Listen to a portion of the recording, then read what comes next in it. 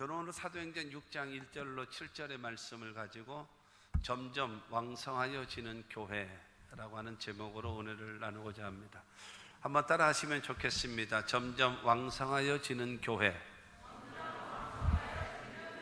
우리 교회가 오늘 말씀 7절에 있는 말씀처럼 점점 왕성하여지는 교회가 되어지기를 원합니다.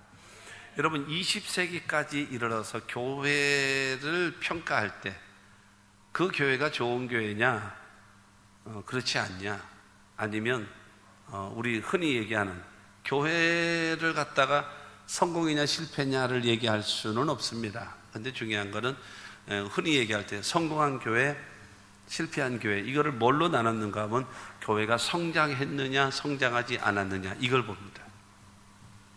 그리고 두 번째로 보는 것이 뭐냐면 그 교회가 지어졌느냐 아니면 새들어 살고 있느냐, 그걸 가지고 평가를 했습니다.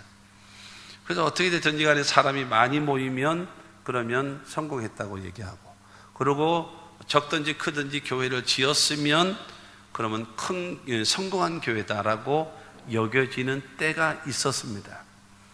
그것이 꼭 맞다라고 할 수도 없지만 꼭 틀리다라고만 할 수는 없을 것입니다. 근데 어쨌든 외적인 그런 모습을 보고 그 교회를 좋은 교회다 아니면 그렇지 않다라는 것을 평가를 하던 시절이 있었습니다. 21세기로 들어가면서는 교회에 대한 평가가 좀 달라졌습니다. 21세기로 와서는 사람이 얼마나 많이 모이느냐 그것이 아니고, 교회가 지어졌느냐 지어지지 않았느냐 이것을 보는 것이 아니라 그 교회가 건강하냐 건강하지 않느냐라는 겁니다. 그 교회가 건강해야 돼요. 건강한 교회. 성도된 자들이 여러분 헬스를 하고 그러고 나서 여러분 운동을 많이 해서 그 건강을 얘기하는 것이 아니라 교회가 건강하냐 이겁니다. 근데 거기에는 그러면 건강하냐 건강치 않느냐라고 할 때는 기준이 있을 거 아니겠습니까? 평가 기준. 평가 기준이 있어요. 그게 뭐냐면 첫째로는 예배입니다. 그 교회가 드려지는 그 예배를 보고 생명력이 있냐 생명력이 없느냐, 그리고 그 교회가 봉사하는 것을 보고 성도들의, 그리고 그 교회가 하는 사역을 보고, 그 다음에 그 교회의 구역을 보고, 그 다음에 그 교회가 전도하는 것을 보고, 그 다음에 그 교회가 지역사회에 얼마만큼 기여를 하느냐를 보고 나서 평가를 하는 겁니다. 예배, 봉사, 사역, 구역, 전도, 그 다음에 지역사회 이바지 하는 것, 기여도.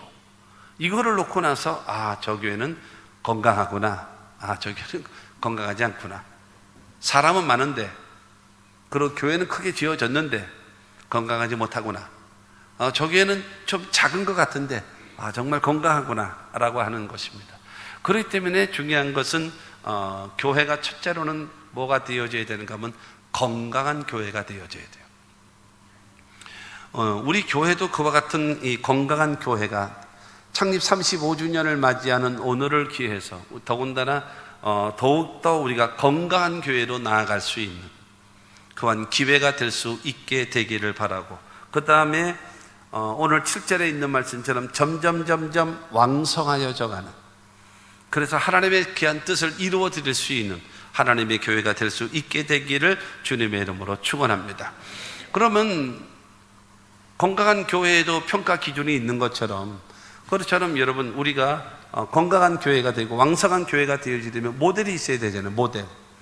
그 모델이 있어야 따라가지 않겠습니까? 여러분, 모방이 없는 창작이 어디 있어요? 모방을 하면서 따라하면서 그러고 나서 여러분 우리가 창작을 할 수 있고 크게 발전할 수 있지 않겠습니까? 아무쪼록 여러분 예루살렘 교회를 모델로 삼으면 되겠다라는 겁니다. 예루살렘 교회. 그 교회를 우리가 모델로 삼고 나아가면, 그래서 우리 교회가 두 번째로 목사와 주의 종들이, 그 다음에 우리 성도들은 우리 장로님들과 우리 모든 재직들이 오늘 말씀을 통해서 깨달음을 얻고 이렇게 우리가 나가면 하나님께서 우리 교회에도 큰 은혜를 베푸시는 그 역사가 임하게 될 줄로 믿습니다. 그러면 이 예루살렘 교회는요, 첫째로 갈등과 문제를 잘 해결하는 교회였어요. 사람이 더불어 살아가는데요, 이게 많은 사람이 살잖아요. 근데 갈등이 없는 데가 어디 있겠어요? 거기에 문제가 없는 데가 어디 있겠습니까? 다 갈등과 문제가 있게 마련입니다. 사람이 지각각이니까요. 각기 다르니까. 오늘 본문 말씀 1절 말씀 보게 되어지면 시작. 그때의 제자가 더 많아졌는데 헬라파 유대인들이 자기의 과부들이 매일의 구제에 빠짐으로 히브리파 사람을 원망하니, 제자의 수가 점점 많아져요. 여러분, 이게 예를 들어서 주마다 5명 오고 10명 오고 그 다음에 한 15명 오고 그러면 얼마나 좋겠어요. 그렇지 않겠습니까? 근데 여기 지금 이 예루살렘 교회는 어떻게 오느냐, 그냥 무대기로 오는데, 그냥 무더기로 와요. 무더기로. 그러니까 사도행전 2장에 보게 되어지면, 그러니까 사도행전 2장에 오순절에 성령이 임할 때에 기존의 멤버들이 얼마 있었는가? 120명 있었어요. 기존의 멤버들이 120명 있었습니다. 그러고 나서 성령 충만한 베드로가 나가서 설교를 한번 했는데 3,000명이 들어왔다. 3,000명이 들어왔단 말이에요. 그러니 여러분, 3,000명이 들어왔으면 어떻게 되겠습니까? 우리 교회 같은 경우를 보게 되어지면 갑자기 3,000명이 더 들어오면요, 예배 5번으로 나눠 드려야 돼요. 한꺼번에 3,000명이 오게 되어지면 그렇게 되어줘야 된단 말입니다. 그리고 3장으로 넘어가 가지고는 안진뱅이가 나면서부터 안진뱅이가 내가 나사렛 예수 이름으로 일어나 걸어라 했더니 그가 일어나고 베드로의 또 설교를 통해서 그때 구원받은 수가 얼마나 되어졌는가? 5,000명이. 여러분, 뭔 전도를 여러분 얼마나 했길래 놀래지도 않아. 하루에 3,000명, 하루에 5,000명. 그러니 기하급수적으로 부흥되어지는 거예요. 그러니까 그때의 제자의 수가 많아졌는데, 이 사복음서에 나오는 제자와 사도행전에 나오는 제자의 약간의 차이가 있습니다. 그 예수님을 따르는 제자들이 사복음서라고 얘기하면, 사도행전에 나오는 예수를 구주로 영접하고 하나님의 자녀된 자로서 구원받은 하나님의 사람들, 그러니까 성도들의 수를 제자라 그러고, 그 다음에 예수님의 제자였던 사람들을 사도라고 이게 호칭이 바뀌어졌습니다. 그래서 이 성도들이 많아졌어요. 그런데 그 많아진 성도들의 그 분포를 보게 되어지면 크게 두 세력입니다. 두 세력인데, 하나는 뭐냐면 1절에 나와 있는 대로 헬라파가 있고, 또 하나는 히브리파가 있어요. 이 파가 있는 거예요. 이 헬라파는 누구냐? 부모님은 이스라엘 사람이에요. 그런데 이 사람들이 외국에서 태어났어요. 거기서 헬라에서, 유럽 그 근처죠. 유럽 지역이죠. 그곳에서 태어나서 그곳에서 살고 그곳에서 학교를 다니고 살다가 성인이 돼서 왔는지 어떻게 왔는지 몰라도 그들이 왔어요. 그 예루살렘으로 와서 개종을 해서 같이 신앙생활을 하는 사람들입니다. 그가 헬라파들입니다. 그리고 또 하나는 히브리파입니다. 히브리파는 부모들도 다 이스라엘 사람이고, 이스라엘에서 나서 이스라엘에서 자라고 그 다음에 종교를 개종해서 예수를 믿고 섬기는 자들, 히브리파. 여러분, 유대인들은요, 그 히브리파인 그 유대인들은 어떤 사람들인가 하면요, 선민의식이 대단히 강합니다. 아주 강력합니다. 하나님 앞에 선택받은 민족이라는 거예요. 선택받은 민족이라는 엄청난 자부심, 엄청난 긍지를 갖고 있는 그 사람들이 유대인들입니다. 그 히브리파 정통 유대인들이라고 얘기를 하는 겁니다. 그들은요, 그 헬라 사람들, 헬라 문화, 여러분 그들은요 완전 배척합니다. 완전 배척. 그리고 심지어는 뭐로 여기까지 하는가 하면요, 개로 여겼습니다. 개라 그랬어요. 개. 여러분 집에서 안방에서 키우는 그 개 말고 욕하는 개, 그 개로 여겼어요. 사람으로도 취급지 않았어요. 그런 상황이란 말이에요. 근데 그게 두 세력이에요. 두 세력. 그러면 그 교회에 압도적인 숫자가 누가 있는가 하면 히브리파 사람들이에요. 그렇지 않겠습니까? 아무리 우리나라에도 중국에서도 많이 오고 외국에서도 많이 와서 살고 있지만, 그래도 가장 주류를 이룬 사람들이 누구예요? 한국 사람들이잖아요. 맞지? 그거예요. 중국 사람이 있어봐야 얼마나 있겠어요? 그렇지 않겠습니까? 그래서 몇백만이 되겠습니까? 뭐가 되겠습니까? 그렇지 않단 말이에요. 평택 같은 경우도 그렇고요. 이제 그렇단 말입니다. 지금 이제 그 안에 헬라파가 있고 히브리파가 이렇게 있는데, 근데 그 당시에 이제 과부들에게는, 나이를 먹고 과부된 사람은 그때하고 지금하고 약간의 차이가 있습니다만은, 과부들은 생활할 수 있는 거리가 없어요. 돈을 벌 수 있는 거리가 없는 겁니다. 전혀. 먹고 살 길이 막막한 거예요. 막막한 거예요. 그렇기 때문에 교회에서 그들에게 구제를 하면서 먹을 거를 나누어 주는 거예요. 나누어 주다 보니까는 아무래도 여러분 헬라파 사람들이 좀 소외가 된 거예요. 못 받는 경우도 많이 생겨나는 거예요. 그리고 히브리파 사람들은 더군다나 또 이게 알고 이러니까는 하나 더 가져가 뭐 이러고 뭐 그러기도 하면서, 또 헬라파들은 이게 소외되고 줄 서서 오면 이거 다 떨어졌네요 그러고 나서 그러기도 하고 아예 빠지기도 했단 말입니다. 그래서 이게 문제가 생긴 거예요. 이게 문제가 생긴 거예요. 그거 뭐 가진 거 뭐 주면 뭐 먹고 안 주면 안 먹지 뭐. 여러분 이게 아니란 말입니다. 옛날에는 가난할 때 우리나라도 저기 뭐 5, 60년 전에 가난할 때 어떻게 가난했나요? 두 가지예요. 첫째로는 하나는 절대 가난이 있어요. 절대 가난. 절대 가난이라고 하는 것은 먹을 것이 없어서, 끼니거리가 없어서 굶어 죽을 지경에 여러분 처할 정도의 그 가난, 그것이 있었단 말입니다. 지금의 가난은 뭔가요? 두 번째는요, 비교 가난입니다. 비교 가난. 내가 저 사람보다 지금 못하다라고 여기는 거예요. 나는 35평에 사는데 저 사람은 50평에 사네. 그러니까 저 사람 앞에 서면 내가 작아지는 거예요.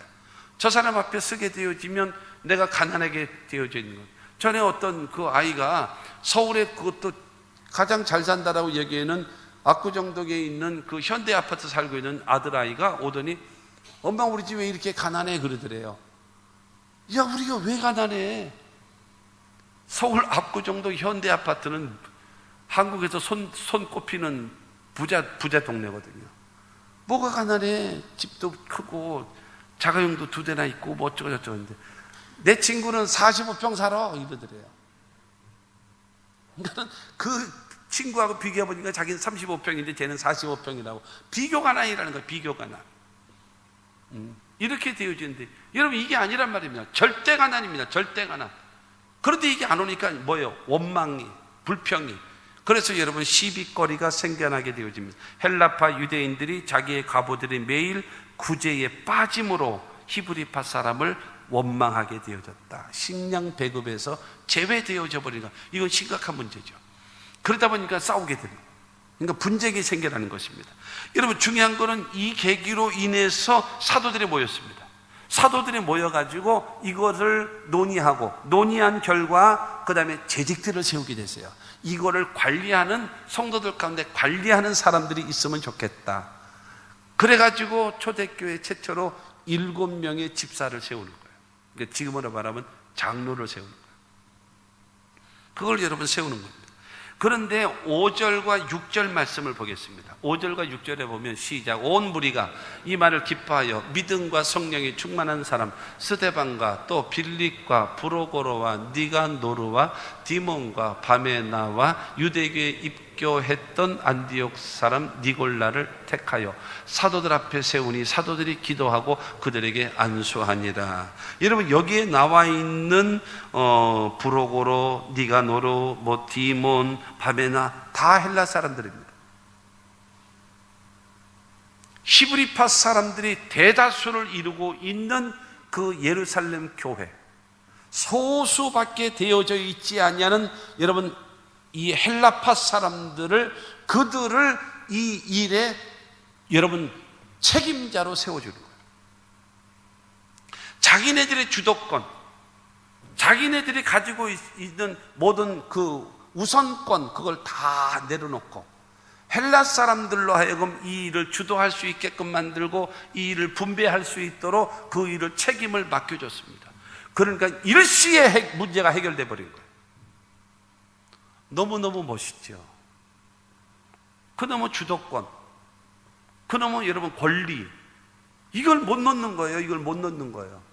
그런데 중요한 거는 이 히브리파 사람들은, 히브리파 이 예루살렘 교회에 있는 사람들은 그것을 헬라파 사람들한테 다 뭐 하는가 하면 양보하는 거예요. 그러다 보니까 그들이 원망하고 불평하던 이 모든 일들이 여러분 일시에 해소돼 버리고 말았다라는 것입니다. 사랑하는 성도 여러분, 우리 모두가 여러분 5절 말씀 보면 온 무리가 이 말을 기뻐하여 그랬어요. 온 무리가 이 말을 기뻐하여. 지금 이 헬라파 사람들이 자꾸 원망하고 불평하고 이게 제대로 분배되지 못한 것 때문에 이게 원망이 세워지니까는 그 사람들을 7명의 집사들을 중심으로 해서 이거를 잘 그들을 관리할 수 있도록 새롭게 세우겠습니다. 그랬더니 여러분 히브리파 사람들 잘하셨어요. 그렇게 해야 분쟁이 안 생기고 원망이 안 생기죠. 잘하셨어요. 이렇게 나오고, 헬라파 사람들, 소외되어져 있는 소수의 무리인 헬라파 사람들도 아이고 정말 잘 됐네요 하면서 모두가 기뻐하는, 그것만 내려놓으면 돼요. 주도권, 권리, 이것만 내세우면 돼요. 서로 행복하고 서로 여러분 화목하면 되지 않겠습니까? 여러분 중요한 거는 서로를 위해서 돌봐주고 세워줄 수 있는, 빌립보서 2장 3절로 4절 말씀 보게 되어지면 아무 일이든지 다툼이나 허영으로 하지 말고 오직 겸손한 마음으로 각각 자기보다 남을 낮게 여기고 각각 자기 일을 돌볼 뿐더러 또한 각각 다른 사람의 일을 돌보아 나의 기쁨을 충만하게 하라. 여러분 다툼이나 허영으로 하지 말고, 그러니까는 별거 아닌 외형적인 것 같고 다투지 마라, 네 주장 내세우지 마라, 고집 부리지 마라, 자존심 내세우지 말라. 그리고 겸손한 마음으로 남을 낮게 여겨라, 좋게 여겨라. 그리고 네 자신만 돌보는 자가 되지 말고 다른 사람을 돌보는 자가 되어지면 바울이 내가 기뻐하고 하나님도 기뻐하신다라는 거예요. 할렐루야. 그러니까 뭐 하면 되어지느냐? 갈등이 생기잖아요. 문제가 생기잖아요. 어려움이 생기잖아요. 그럴 때 뭐 하면 되어지는가? 윗사람이, 주도권 가진 사람들이 요즘 얘기한 대로 갑이라는 사람이 양보하면 돼요. 조금만 양보하면 돼요. 아멘 안 하시네? 아니요, 주도권은 내가 지고 살아야 됩니다. 이러고 있고 싶으신가 보죠. 여러분 서로 살아갈 때에 갈등이라는 문제라는 이런 것이 생겨날 때에 내가 조금만 양보하면 얼마든지 화해가 될 수 있단 말입니다. 아멘. 이게 예루살렘 교회란 말입니다. 여러분 그런 말 들었는데 진주조개예요. 진주조개에다가 여러분 그 조개에다가 진주를 만드는 방법이 어떻게 만드는가 하면 사람이 잔인해요. 그 입을 강제로 열어요. 근데 살을 이렇게 들어가지고요, 그 사이에다 모래를 집어넣습니다. 이렇게 모래. 그리고 이게 딱 덮어넣어서 넣어놔요. 뭐 그까짓 거 뭐 여러분 살 이렇게 찢어가지고 거기다 돌 하나 넣는다고 생각을 해봐. 이거 못 견디는 고통입니다. 못 견디는 이 아픔입니다. 그러면 여러분 이 조개가요 둘 중에 하나래요. 뭐냐면은 이 고통 때문에 견디지 못해서 죽던가, 아니면 자기의 모든 진액을 가지고 그 여러분 모래를 감싸서 만드는 것이 진주래입니다. 진주래요. 그러니까 중요한 거는 갈등과 같은 이런 모래알이 나에게 들어왔는데 이것으로 인하여 깨지고 찢어지고 갈라지고 끝장나야 될 것인가, 아니면 그것을 감싸서 아름다운 보석인 진주를 만들어내는가, 그거는 여러분의 결정에 달려있는 거예요. 그런데 예루살렘 교회는 갈등과 문제를 잘 해결하는, 양보라는 마음을 가지고 잘 해결하는 그와 같은 교회가 되어졌다는 겁니다. 아멘. 그 다음에 두 번째로 역할을 분담했어요. 역할을 분담하는 교회입니다. 그래서 사도들이 해야 할 일과 그 다음에 재직들이 해야 할 일을 나누었습니다. 전에는 그 모든 일들을 사도들이 일들을 다 하고 있었는데, 사도들이 해야 할 일과 그 다음에 그 재직들이 해야 될 일을 이렇게 나눴습니다. 사도들이 해야 할 일은 6장 4절 말씀 보게 되어지면 시작, 우리는 오로지 기도하는 일과 말씀 사역에 힘쓰리라 하니, 사도들은 먼저는 무엇인가 하면 기도하는 일, 자기 개인의 영성을 위해서 기도하는 것과 성도를 위하여 기도하는 것과 교회를 위하여 기도하는 일에 힘쓰라는 거예요. 그 다음에 두 번째로는 하나님의 말씀 사역, 하나님의 말씀을 읽고 말씀을 듣고 말씀을 공부하고 말씀을 암송하고 말씀을 묵상하고 설교 준비하고 메시지를 전하는 말씀 사역에 힘을 쓰는 겁니다. 그러니까 사도는 바로 이 두 가지를 하겠다는 겁니다. 개인의 기도와 목회적 기도를 하고 그 다음에 하나님의 말씀 사역에 전무할 수 있도록, 전념할 수 있도록 여러분 그렇게 일을 맡겨놓은 것입니다. 구약 성경에 보게 되어지면 기름 부음을 분 자가 있어요. 기름을 부었다. 누구에게 기름 붓는가 하면 첫째로는 왕에게 기름을 부었고, 두 번째로는 선지자에게 기름을 부었고, 세 번째로는 제사장에게 기름을 부었습니다. 그렇기 때문에 목사에게는 이 삼직만 있으면 됩니다. 삼직의 권한을 주면 됩니다. 권한. 그 삼직의 권한, 그 왕권이라고 하는 것은 인사권입니다. 인사권. 교회의 중요한 그것을 인사를 할 수 있는 인사권. 두 번째는 선지자권입니다. 선지자권이라고 하는 것은 강단권이죠. 말씀 증거하는, 말씀을 가르치는 여러분 그 강단권. 그 다음에 세 번째로는 제사장권입니다. 제사장은 무엇을 하는가 하면 성례를 하고 그 다음에 예배를 하고 여러분 그와 같은 거. 그러니까는 인사권하고 그 다음에 말씀 사역, 말씀을 전하고 공부시키고 하는 그 말씀 사역, 그 다음에 성례와 예배와 기도회와 이와 같은 거를 제사장권을 감당하고, 여러분 나머지는 누가요? 재직들이, 하나님의 성도들이 여러분 그 일을 맡아서 그 일을 충성할 수 있는 그 교회가 되자라고 하는 마음으로 사도들에게 여러분 이와 같은 기도하는 것과 말씀 전하는 일에 전무하게 만들어놨다는 겁니다. 그리고 두 번째가 재직들은 무엇인가 하면 봉사하고 섬기는 일을 하게끔 만드는 겁니다. 그래서 2절 말씀 보면은 12사도가 모든 제자를 불러 이르되 우리가 하나님의 말씀을 제쳐놓고 접대를 일삼는 것이 마땅하지 아니하니, 우리가 그들을 구제하는 것, 나누어 주는 것, 베풀어 주는 것, 봉사하는 것, 섬기는 것, 이거 우리가 다 하려니까 이거 안 되겠다. 기도도 하는 시간이 짧아지고 그 다음에 말씀 연구하는데도 짧아지고 그러므로 안 되겠다. 이거는 누가 해야 될 것인가? 교회 재직들이 해야 되겠다. 그래서 그들에게 여러분 맡겼습니다. 그래서 그들이 무엇인가 하면 목사가 목회를 하는 그 사역을 전적으로 도와주는, 옆에서 협력을 해서 그 일을 같이 따로따로 분리된 것이 아니라 여러분 사도가 그 일을 함에 있어서 여러분 재직들이 그 일을 도와서 함께 갈 수 있는 거예요. 목사가 말씀을 전하고 여러분 주의 일을 함에 있어서 교회에 재직된 자들은 목사와 함께 힘을 합쳐서 그 일을 이루어 나가는 것입니다. 그러려면 반드시 가져야 될 것이 있습니다만, 그게 바로 무엇인가 하면 물론 세 번째의 이제 자격에 대해서 나옵니다만은 여러분 중요한 거는 재직된 자들이 반드시 가지고 있어야 되는 겁니다. 자타가 인정할 만한, 존경할 만한 신앙을 가져야 돼요. 모든 사람들 앞에 인정받을 수 있는 것. 예루살렘 교회의 사람들은 인정을 받았고 존경을 받았고 높임을 받으며 여러분 주의 일을 감당하는 사람이었었다라는 겁니다. 이래야 하나님의 교회가 아름다운 교회가 되어지는 것입니다.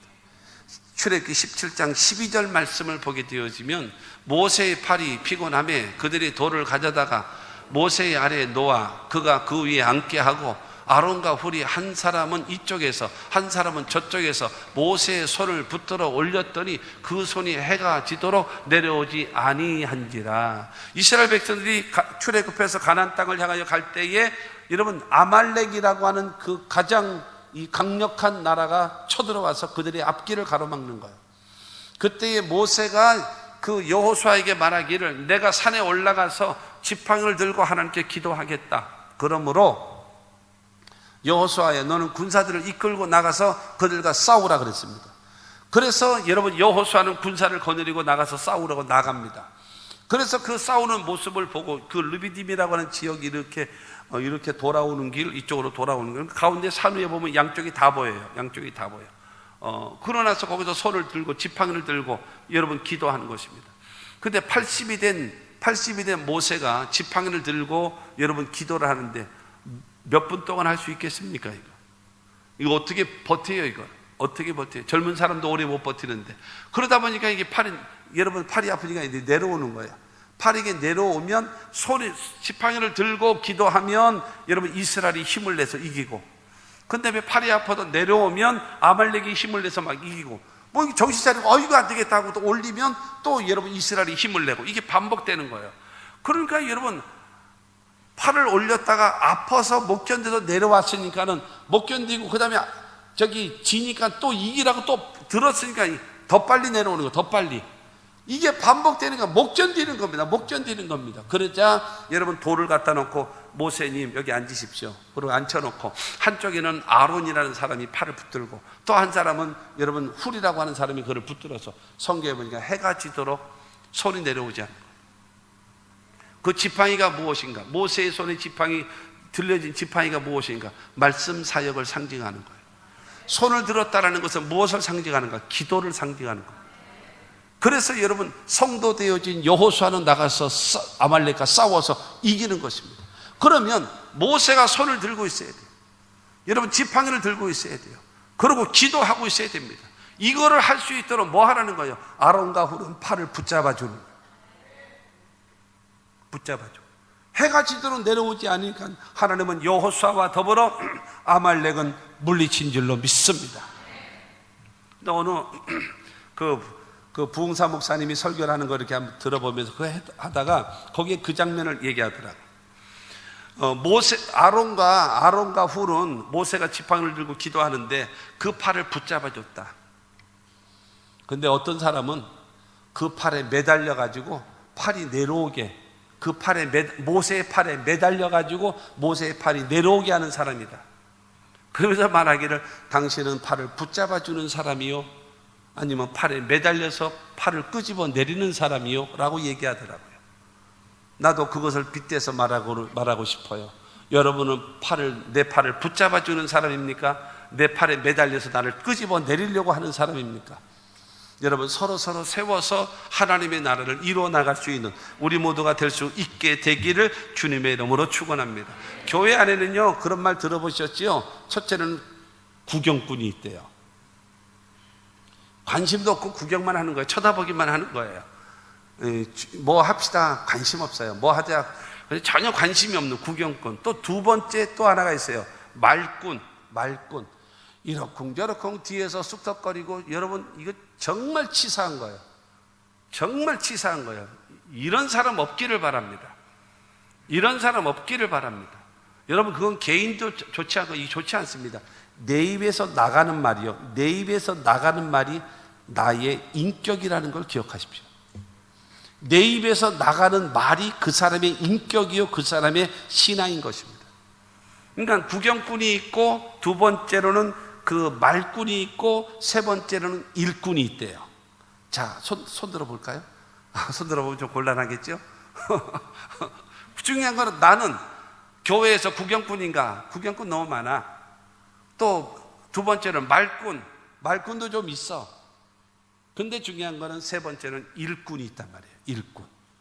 근데 일감도 있어. 그것도 보면 문제거리 일감도 있어. 일감은 없기를 바랍니다. 일꾼이 돼야지. 할렐루야. 나는 누군가? 구경꾼인가? 아니면 말꾼인가? 아니면 나는 일꾼인가? 하나님 앞에 일꾼된 자에게 싹수를 주는 것이고, 일하는 소에게 망을 씌우지 않는 것입니다. 하나님 앞에 일꾼된 우리 모두가 되기를 주님의 이름으로 축원합니다. 내가 기도하면서 하나님 이런 사람 좀 나한테 10가정만 나한테 붙여주시면 좋겠습니다 라고 하는 그 사람이 있어요. 그게 누구냐? 여러분 로마서 16장 3절과 4절 말씀 보면 시작. 너희는 그리스도 예수 안에서 나의 동력자들인 브리스가와 아굴라에게 물어나라. 그들은 내 목숨을 위하여 자기들의 목까지도 내놓았나니 나뿐 아니라 이방인의 모든 교회도 그들에게 감사하느니라. 사도행전 18장에 처음으로 그 바울과, 원래는 아굴라가 남자예요. 브리스길라가 여자고요. 그런데 처음에 그 사도행전 18장에서 처음 나올 때는 아굴라와 브리스길라 이렇게 소개를 합니다. 그러고 나서 그 다음부터 나올 때는 브리스가와 아니면 브리스길라와 아굴라. 그러니까 항상 부인이 아마 봉사를 더 많이 했나 보죠. 브리스길라라는 이름이 더 먼저 나와요. 근데 어쨌든 중요한 거는 그가 여러분 고린도 교회, 그 고린도의 지역에서 바울과 함께 전도하고 교회를 세우고 여러분 하나님의 일을 하는데 정말로 혁혁한, 정말로 좋은 동력자 브리스가와 아굴라 이 부부입니다. 이 부부는요, 사도 바울을 위해서 그들은 내 목숨을 위하여 자기들의 목까지도 내놓았나니 그랬어요. 목숨을 내놓고 헌신했다라는 거예요. 목숨을 내놓고. 나는 여러분들에게 목숨까지 내놓으라고 얘기하지는 않겠지만 그야말로 하나님의 일을 위하여 정말로 헌신하는 이 아굴라와 브리스길라와 같은 이런 부부가 10가정만이라도 여러분 주변에 있다면, 하나님의 교회를 위하여 복음을 위해서 10가정만이라도 내 주변에 딱 우리 저기에서 10가정만 주변, 그러면 10명만 있기를 원하시나요? 아니 중요한 일을 하는 일에 그와 같은 사람이 있으면 얼마나 좋을까. 나뿐 아니라 이방인에 있는 모든 교회들도 그들에게 감사한다 그랬습니다. 사랑하는 성도 여러분, 기왕에 나도 여러분 다른 교회 가서 설교할 기회가 많은데 설교할 때마다 우리 교회 아무개 장로님은요, 우리 교회 아무개 권사님은요 하면서 좋은 점 자랑할 거 얘기할 수 있는 거리가 좀 많아야 되지 않겠습니까?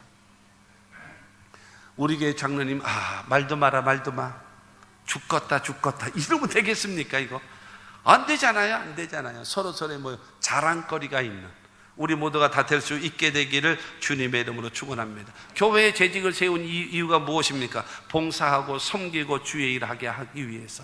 여러분, 부교육자들을 세우는 이유가 바로 무엇입니까? 담임 목사가 목회하는 일을 협력하기 위해서 세워지는 겁니다. 우리가 모두가 연합해서 하나님의 나라 건설을 위하여 나아갈 수 있어야 됩니다. 그러면 세 번째로, 그 세워지는 교회 재직들의 자격 조건이 있습니다. 자격 조건. 그 자격 조건이 있는데 6장 3절 말씀을 보겠습니다. 형제들아, 너희 가운데 성령과 지혜가 충만하여 칭찬받는 사람 7을 택하라. 우리가 이 일을 그들에게 맡기고, 이 3절에 세 가지의 자격 조건이 나옵니다. 첫째가 성령, 두 번째 지혜, 세 번째는 칭찬받는 사람 나와요. 그리고 5절 말씀을 보게 되어지면 5절에 온 무리가 이 말을 기뻐하여 믿음과 성령이 충만한 사람. 그렇기 때문에 하나 더 있는 것이 뭐예요? 믿음. 3절에 나와 있는 것이 성령 충만한 사람, 그 다음에 지혜로운 사람, 그 다음에 칭찬받는 사람이었었고, 5절에 나오는 사람이 믿음의 사람이라는 거예요. 이것이 여러분 초대교회 재직들의 자격이란 말입니다. 지금도 성도들의 여러분 재직들의 자격이 바로 무엇인가 하면 첫째로 믿음의 사람입니다. 믿음의 사람. 여러분, 믿음이 없이는 하나님을 기쁘시게 할 수가 없어요. 믿음이 없으면 하나님이 그를 사용하실 수가 없어요. 여러분, 서로가 그렇지 않습니까? 서로 사람과의 관계 속에서 상대방을 믿지 못하면 그 사람과 함께 평생을 같이 갈 수 있겠습니까? 믿지 못하는데 내가 믿지 못할 사람하고 같이 동업을 하겠습니까? 안 되는 거예요. 이거는 부부와의 관계도 마찬가지입니다. 아내가 남편을, 남편이 아내를 서로 믿지 못하고 불신하게 되어지면 이 부부 관계가 오래 갈 수 있을까요? 불가능합니다. 가장 중요한 거는 여러분, 믿을 수 없는데 사랑이 가나요? 믿을 수 없는데 사랑이 가냔 말이에요. 안 되지요. 믿을 수 없는데 그에게서 소망이 생기고 그림이 그려집니까? 안 되는 거예요. 믿을 수 있어야 되는 겁니다. 하나님이 사용하실 수 있는 사람은 믿음의 사람입니다. 뭘 믿어야 되나요?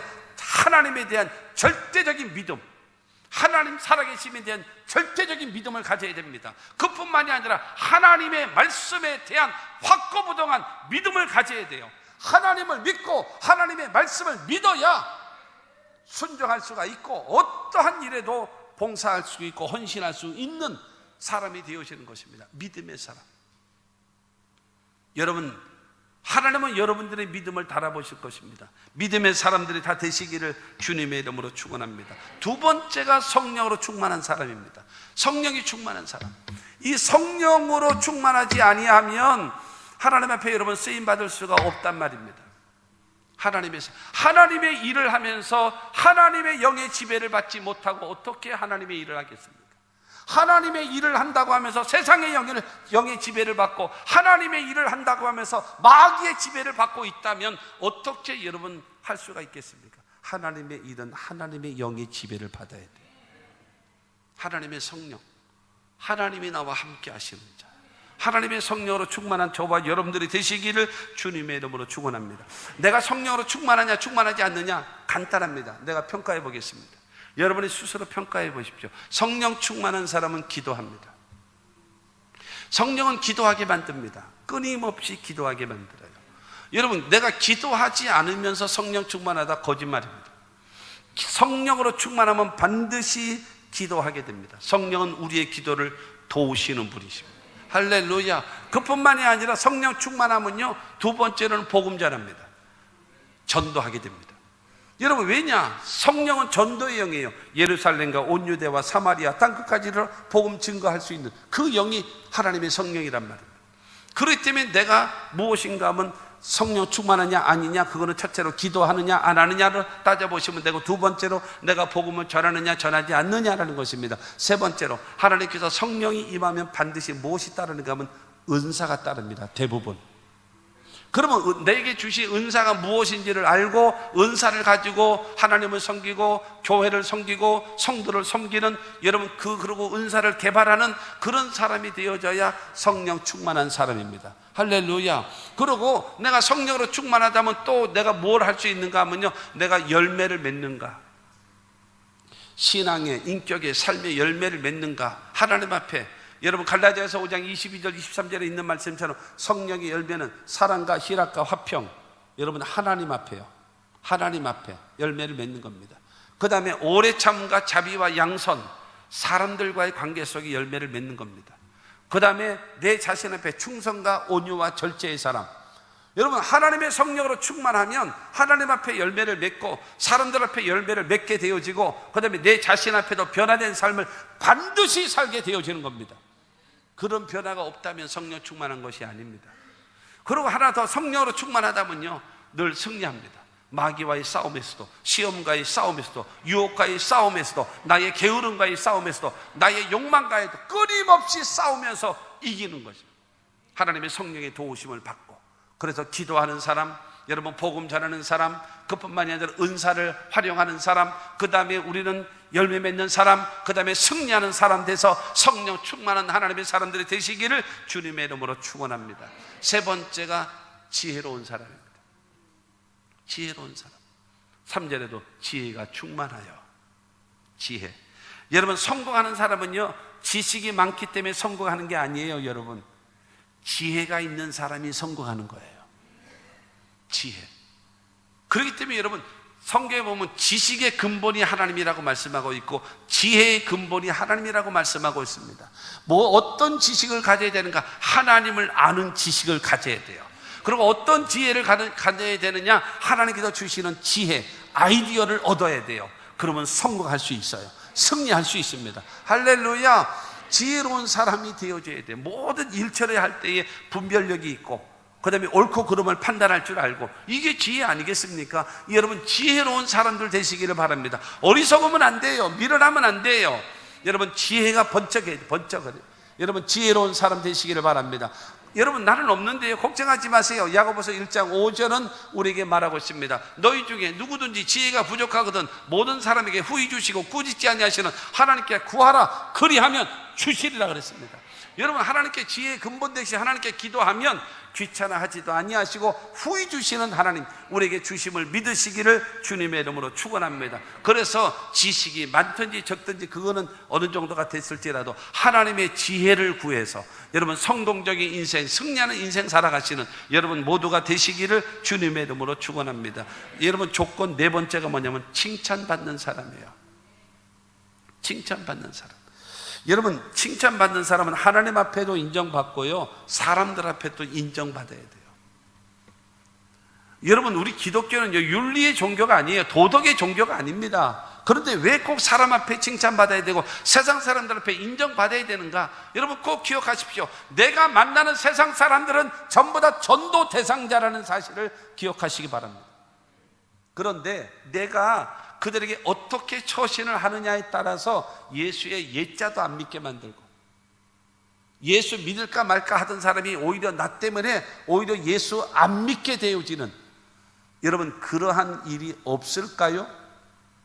많이 있을걸요? 너무 많이 있을걸요?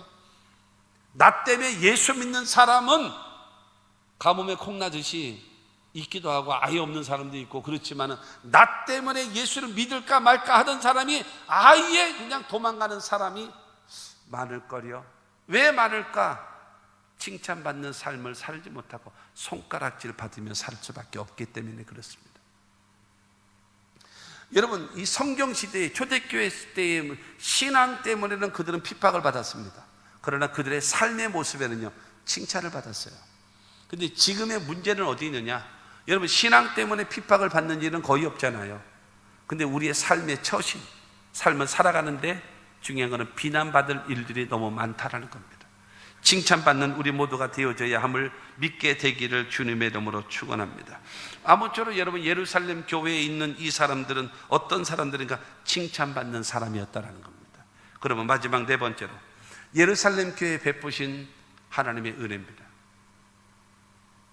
갈등과 문제를 잘 해결해 주는 교회, 서로 역할, 사도들은 기도하는 일과 여러분 말씀 전하는 일에 전무하게 되어지고, 재직된 자는 봉사하고 헌신하고 교회를 섬기는 자들 되고, 그 다음에 그들의 구성원들은 믿음의 사람, 성령의 사람, 지혜로운 사람, 칭찬받는 사람이 되어졌더니 그 교회에 하나님이 베푸시는 은혜입니다. 첫째로, 하나님의 말씀이 점점 왕성해져 갔다라는 겁니다. 신앙적 성숙입니다. 신앙적 성숙. 무엇입니까? 하나님의 말씀이 내 안에 들어와서 이 말씀이 내 삶에 점점 나를 장악하는 거예요. 내적인 성숙, 내적인 성장. 여러분, 외적인 성장도 있지만 내적인 성장이 이루어집니다. 내적인 성장. 그래서 하나님의 말씀에 따라서 살아가는 거예요. 하나님의 말씀을 따라서. 여러분, 중요한 것은 하나님의 말씀에 따라 순종하는. 그래서 사도행전 11장 26절 말씀 보면, 사도행전 11장 26절에 보면, 만남의 안디옥에 데리고 와서 둘이 교회에 1년간 모여 있어 큰 무리를 가르쳤고, 제자들이 안디옥에서 비로소 그리스도인이라 일컬음을 받게 되었더라 말씀하고 있습니다. 여러분, 이 바나바와 사울이 안디옥 교회에 와서 그 성도들을 성경을 1년간 가르쳤습니다. 1년간 가르쳤더니 그들의 신앙이 달라지고 가치관이 달라지고 인격이 달라져서, 여러분, 세상 사람들로 하여금 이 사람들은 그리스도인이구나, 이 사람들은 크리스찬들이구나, 이 사람들은 예수 믿는 사람이구나, 여러분 비로소 그리스도인이라 일컬음을 받게 되어졌다라는 겁니다. 변화된 거죠. 하나님의 말씀이. 저와 여러분들의 삶 속에 기억하십시오. 요한복음 15장 7절 말씀을 보게 되어지면 이 말씀을 꼭 기억하십시오. 요한복음 15장 7절에 시작, 너희가 내 안에 거하고 내 말이 너희 안에 거하면 무엇이든지 원하는 대로 구하라, 그리하면 이루리라. 여러분, 너희가 내 안에 거하고, 우리가 예수의 사람이 된 겁니다. 예수를 구주로 영접하신 분 아멘 하시기 바랍니다. 여러분, 너희가 내 안에 거하는 사람이 됐어요. 그 다음에 두 번째로, 내 말이 너희 안에 거하면, 이 내 말이 너희 안에 거하면이라고 하는 말은 무슨 말인가 하면, 하나님의 말씀이 여러분의 마음속에서, 여러분의 생각을 할 때에 그건 그렇게 하지 마, 이런 생각해야 돼, 그럼 그렇지 하나님의 말씀에 간섭을 받는 거예요. 내가 말을 할 때에 하나님의 말씀이 그런 말 하면 안 돼, 그래 이런 말 해야지, 이 말씀에 간섭을 받고, 내가 행동함에 있어서 말씀에 그걸 하면 안 돼, 하지 마, 멈추게 하고, 그렇지 그렇게 행해야지. 여러분, 내가 생각하고 말하고 행동하는 거에 누구의 지배를 받는가? 말씀의 지배를 받고 영향을 받기만 하면, 그런 사람이 되기만 하면 무엇이든지 원하는 대로 구하라, 그럼 내가 다 이루어 주겠다는 거예요. 그러니까 중요한 거는 내가 신앙의 성숙이 제대로 되질 않는 거예요. 믿을 수 없는 사람이 되는 거예요. 그렇기 때문에 기도는 했는데 응답이 안 되는 겁니다. 그렇기 때문에 저와 여러분들이 기도 응답 받을 수 있는 바로 비결이 바로 거기에 있는 겁니다. 그 다음에 두 번째가, 제자의 수가 더 여러분 힘이 많아졌다 그러죠. 외적인 성장이죠. 하나님의 말씀이 점점 왕성해지는 내적인 변화, 신앙의 변화. 그 다음에 그와 더불어 두 번째가 하나님의 교회의 부흥의 역사가 나타나는 거예요. 예루살렘에 있는 제자의 수가 더 심히 많아지는 부흥의 역사.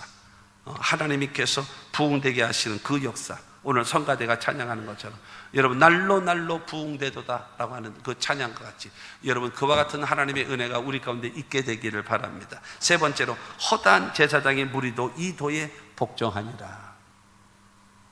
허다한 무리가, 여러분 제사장의 무리가 뭡니까? 반대 세력, 저항 세력, 핍박 세력. 이 세력이 이 예루살렘 교회의 그 신앙 앞에 굴복해버리는 거예요. 내적인 성장과 더불어 그 다음에 외적인 교회의 부흥을 일으키게 하시고 그 다음에 우리의 반대 세력을 굴복시키시는 하나님의 역사가 이루어졌다라는 겁니다. 그와 같은 하나님의 귀한 역사가 있게 되기를 바랍니다. 하나님의 사랑과 예수 그리스도의 대속의 은혜는요 간단합니다. 몸으로 보여줘야 돼요. 삶으로 보여주는 겁니다. 그래서 여러분 하나님의 역사가 이루어지게 되는 줄로 믿습니다. 결론은 바로 그것입니다. 35주년을 맞이한 여러분 우리 순복음 평택 중앙교회가 예루살렘 교회처럼 첫째로는 갈등과 문제를 잘 해결하는 교회, 그렇게 되어지려면 주도권을 잡은 사람들이, 먼저 믿는 사람들이, 직분이 있는 사람들이 양보해주고 수용해주고 포용해주고 함께 손잡고 가면 갈등은 없어지고 문제는 해결될 줄로 믿습니다. 그 다음에 두 번째가 바로 무엇인가요? 여러분 서로서로의 역할을 감당해서 사도, 목사는 기도하는 것과 말씀 증거하는 일에 전념을 다하고 재직된 자들은 교회를 섬기고 성도를 섬기고 여러분 하나님의 교회를 위하여 봉사하는 일을 서로서로 역할을 잘 감당하는 그런 자가 되어지고 그 다음에 우리 구성원된 자들이 우리의 자격은 무엇인가? 첫째는 믿음의 사람이고 그 다음엔 성령 충만한 사람이고 세 번째는 지혜로운 사람이 되고 네 번째로는 우리가 칭찬받는 사람이 되어지면 하나님이 우리에게 은혜를 베푸실 것입니다. 무엇인가 하면 하나님의 말씀이 점점 왕성해지는 내적인 변화, 교회에 여러분 날로 여러분 모이는 수가 더해지는 제자의 수가 심히 많아지는 부흥의 역사, 반대의 세력도 제거해 주시는 하나님의 귀한 은혜가 예루살렘 교회에 임했던 것처럼 우리 교회에도 그와 같은 은혜가 있게 되기를 주님의 이름으로 축원합니다. 이렇게 되어져야 하나님을 기쁘시게 하는 교회가 되고 사람들 앞에도 칭찬을 받는 교회가 되어져서 하나님의 뜻을 이룰 수 있는 교회가 되고 성도된 우리 모두가 되어질 것을 믿으시기를 주님의 이름으로 축원합니다.